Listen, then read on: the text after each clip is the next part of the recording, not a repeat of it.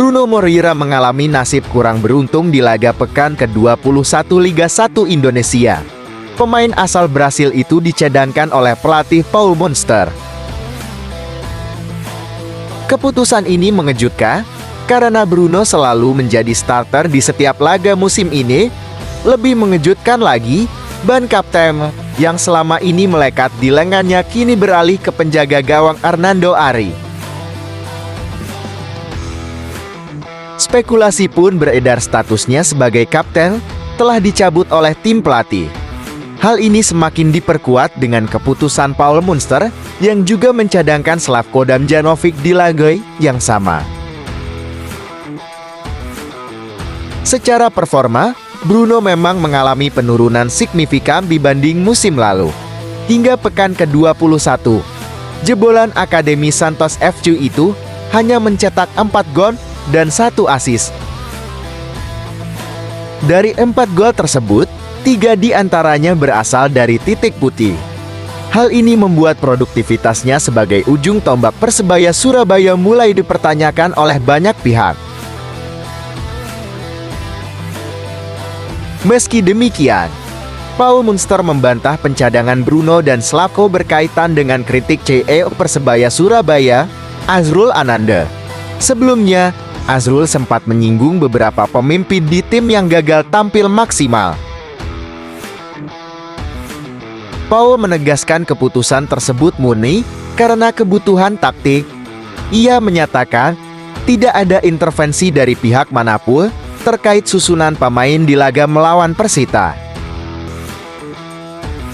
Pelatih asal Irlandia Utara itu mengakui timnya sedang dalam periode sulit. Ia meminta Bonet dan Bonita tetap mendukung Persebaya Surabaya agar bisa bangkit di sisa musim ini.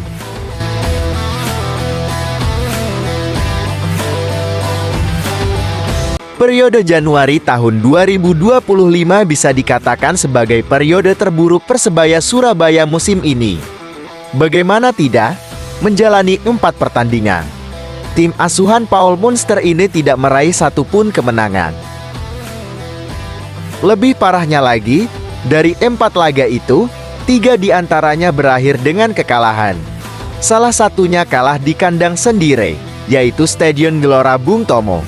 Sedangkan 1 pertandingan lainnya berakhir seri. Persebaya juga mencetak catatan minor lainnya, yaitu kebobolan 9 gol dan hanya mencetak 2 gol dari 4 pertandingan tersebut. 2 gol itu pun tidak dihasilkan lewat open play, melainkan dari penalti dan gol bunuh diri dari skema tendangan sudut. Rentetan hasil minor itu tentu mengecewakan para bonek dan bonita yang menaruh ekspektasi tinggi kepada seluruh anggota Persebaya, yaitu meraih gelar juara Liga 1 musim ini.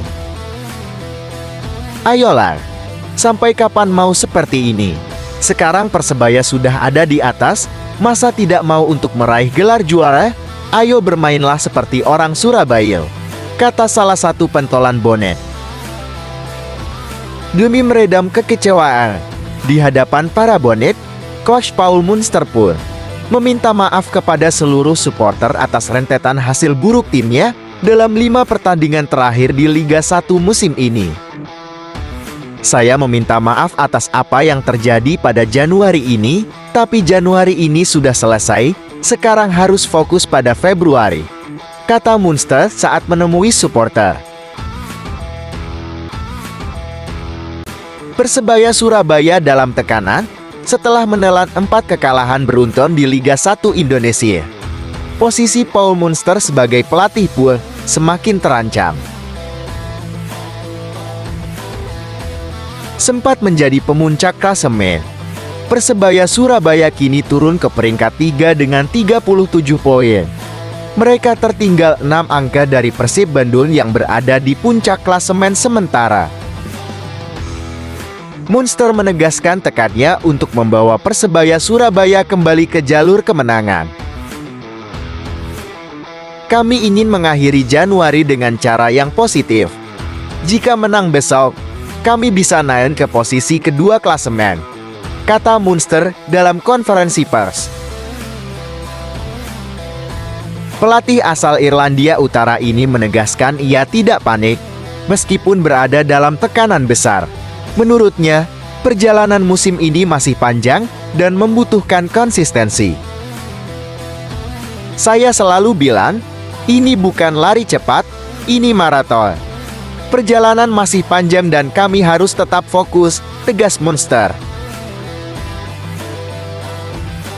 Dalam menghadapi laga krusial ini, Munster melakukan total reset pada timnya.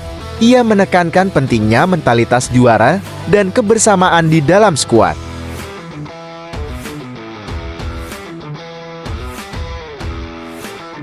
Persebaya Surabaya tengah bersiap menghadapi laga penting melawan Persita Tangerang. Banyak supporter yang memberikan kritik tajam kepada pelatih Paul Munster. Mereka mempertanyakan efektivitas latihan tim karena hasil pertandingan sebelumnya dianggap kurang memuaskan. Kritik ini bukan tanpa alasan mengingat performa Persebaya Surabaya yang masih belum konsisten. Dari 19 pertandingan di Liga 1 musim ini di bawah komando Paul Munster yang sempat absen karena akumulasi kartu kuning. Persebaya Surabaya mencatatkan 10 kemenangan, 4 hasil imbang, dan 5 kekalahan. Meski berada di peringkat ketiga dengan total 34 poin, Bonek masih merasa tim kesayangan mereka seharusnya bisa tampil lebih baik. Mereka ingin melihat Persebaya Surabaya lebih dominan dan tidak kehilangan poin di pertandingan penting.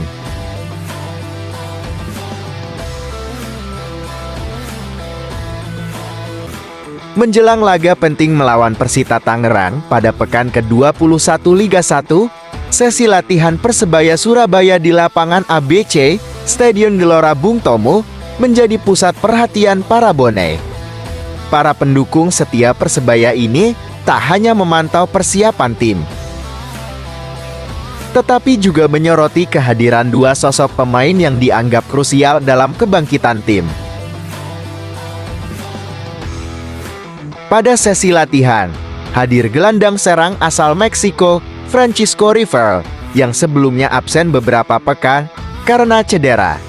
Kehadiran Rivera langsung membangkitkan semangat para bonek, mengingat perannya yang vital dalam kreativitas permainan Persebaya. Tak hanya itu, gelandang bertahan lokal Muhammad Hidayat, yang sempat absen lama akibat cedera parah, juga kembali terlihat berlatih bersama tim. Para bonek menyambut positif kembalinya kedua pemain ini.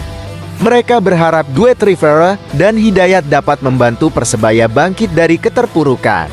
Bahkan, banyak yang meminta agar Gilson Costa, yang kerap menjadi sasaran kritik, digantikan oleh Hidayat dalam laga melawan Persita.